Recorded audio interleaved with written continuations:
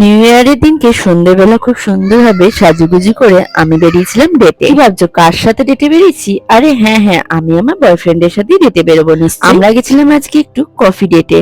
বছরের প্রথম দিনের সন্ধ্যেবেলাটা আমরা একটু অন্য রকমের কাটাতে চেয়েছিলাম। সেরকম ভালো কোনো রেস্টুরেন্টে না গিয়ে একটা ক্যাফেতে গিয়ে দুজনে মিলে অনেকক্ষণ সময় কাটিয়েছিলাম। আর দেখো, দেখতে দেখতে আরো একটা বছর আমরা দুজনে একসাথে পার করে ফেললাম। আমরা দুজনে ওখানকার মেনু দেখে খাবার অর্ডার দিই এবং আমাদের চলে আসে চা এবং কফি। আমি কফি এনজয় করছিলাম আর ও চা এনজয় করছিল। সেই 2020 থেকে 2025 হতে চললো আর দুজনে একসাথে এখনো রয়েছে। আশা করি বাকি লাইফটা দুজনে একসাথে কাটিয়ে দেব। আমরা দুজন অনেকক্ষণ গল্প করবার পর দেন আমাদের খাবারও চলে আসে। খাবার খাওয়ার সময় আমরা একে অপরের খাবার নিয়ে এখনো টানাটানি করি। বাড়ি যাওয়ার পথে আবার দেখি আমার জন্য একটা সারপ্রাইজ গিফটটা ছিল। গিফটটা নিয়ে বাড়ি আসার পর আমি গ্রিটিংস কার্ড খোলার জন্য ভীষণ এক্সাইটেড ছিলাম। এত সুন্দর একটা কিউট গ্রিটিংস কার্ড দিয়েছে, দেখে ভীষণ ভালো লাগলো। তার সাথে এই ছোট্ট